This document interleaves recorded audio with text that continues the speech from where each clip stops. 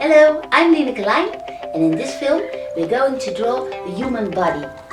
And in order to do so, we need to have some knowledge of the anatomy of the human body. As you can see here, the human body is divided into 8 pieces, like a body is 8 heads high. And we're going to use that knowledge and place the human body upon to the horse, so it gets a real nice combined together. So I wish you all the luck and all the fun with it. Let's get started. Get up now. My house is your house. Your house is mine. At the horizon. This is our human body as we're going to study it. And what I want to demonstrate is how to put this human figure on a horse. And what you can see first is when positioned on a horse, the leg is bent. But first, before you can draw your rider on a horse, you have to study a little bit of anatomy.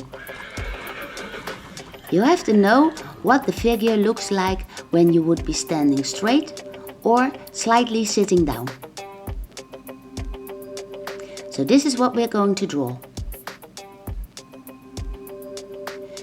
I've already put in 2 horses that we are going to mount and draw mounted. But first I will explain to you how the human body is built up. You take a straight line and you divide this in 2. Then you divide those 2 and again all the other parts. What you can see now is that a human body is built up about 8 heads high. So if I was to draw a human body, I would simply have to divide it in half, take the first part and then put out the skull, if you like. I know now exactly how big the head will be, and from this head I will draw in the spine that is slightly bent. Here we can see the hip bone, which is on the half of my line. Around the spine there is the rib cage.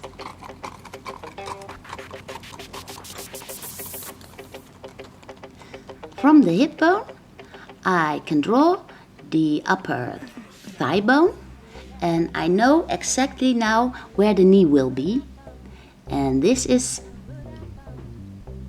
my fibula, and here the ankle bone going into the foot.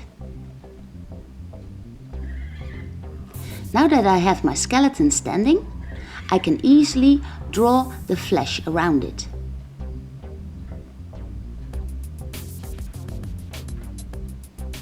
I can connect the head with the back and the front of the neck to the rib cage. Here I have my belly part, and some people are a little bit fatter and some people are a little bit thinner, but I will make this an average person. I simply draw the flesh also around the fibula and then a smooth line for the foot. Here are the shoulder blades, very important too, and just above this there is the top of the arm, and the elbow will be about at the height of where the belly button is. Here I have my wrist bone, and then I simply can see where the hand will be.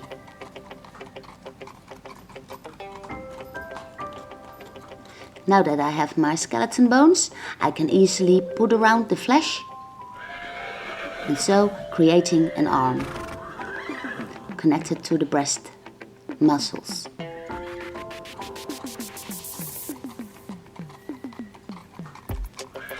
but you can still see a straight line. That's my line of balance. Maybe there's another leg going on that's just in front or behind, but I do not care now because I want to draw this figure on a horse.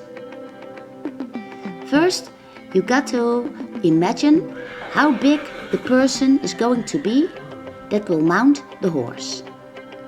So I take the line again and divide this in 8 parts, and now I can see how big the head will be.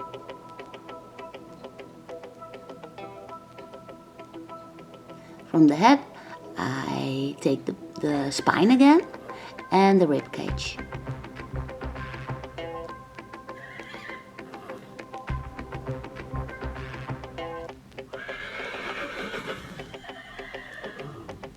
So what I'm doing now is exactly the same as I did in the bigger drawing, but now I can determine the balance between horse and rider.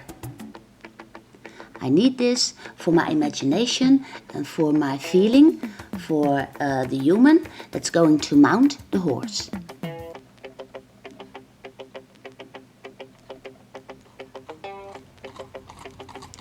From the point of the arm that is hanging down, I can now also easily see how long the other arm is.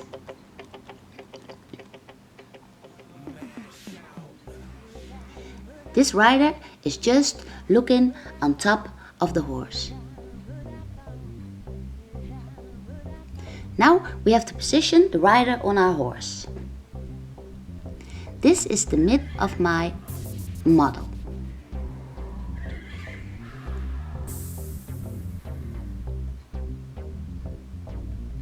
The leg will be bended. Then I easily divide it again, and now I can see how big the head will be. The spine will still be bended.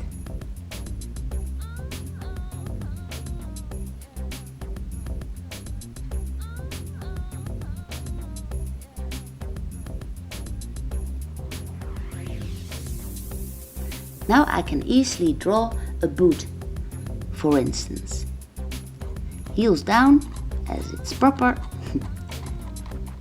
And I can even build a saddle underneath my rider.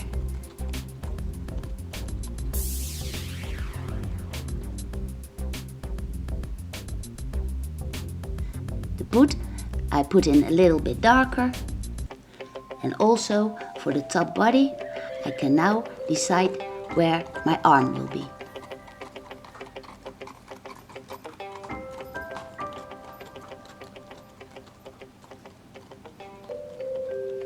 I can even give my rider a jacket or something. So I put on some clothes, just a little bit, but I do not want to make it all that dark because I want you to keep seeing the lines I'm putting in. So it's not a very nice drawing, but I'm keeping it as simple as possible so you can see where everything goes.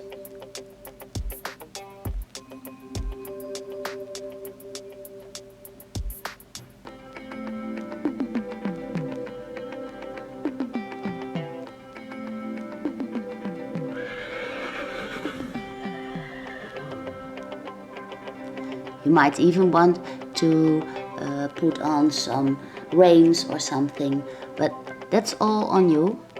I'm now just considering where is my rider. For the jumping horse, there's a different balance. The mid of the body will be just above the highest point of the horse, and the top of the body will be bent forward a lot. I decide the same way how big the head of my model is.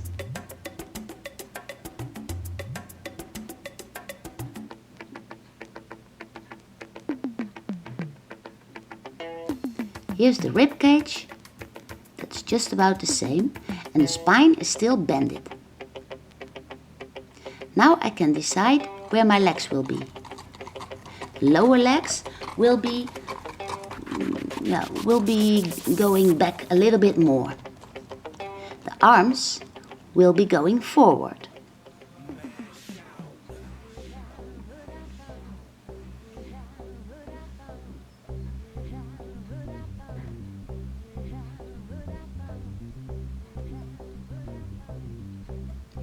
Maybe there's a rein going to the bit of the horse, but that's no problem at all.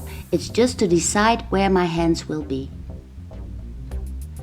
Now that I have my stick figure, kind of, it's more like a movement, the way the body goes, I build up the flesh around it. Now I can easily draw in the boots of my rider. And you can even see here that the top body is really close to the mane. The saddle is kind of free because my rider is bending forward. And here you can see the belt of the saddle going underneath the belly. Now I draw in the jacket, and you can even make some flaps going on, because this rider is in real action now. And here I set in the neck of the rider and the jacket that's going around. You can see the elbow lying on, almost lying on the thigh of the rider, and it's really following the movement of the horse. You can get in as much detail as you want, but as I was saying, I'm keeping this very transparent so you can see how everything is drawn in. If you want to know how horses are drawn, I would like to refer you to my other videos on how to draw horses. I've already done some videos on them, of how to draw a horse standing still, a running horse, and even a jumping horse. So please watch those videos if you have trouble drawing horses. Here you can see the big difference between horse and rider standing still, especially the rider, and here the rider that's full in action. You can see that the gesture is now different and the lines are more action. This is a forward going movement, and this is a more kind of a downward standing still motion. There's a big difference in that. So far, my study about the horse and rider. I wish you all the luck with it, and please let me know what you think of it. Hope to see you again in my next video, and take care.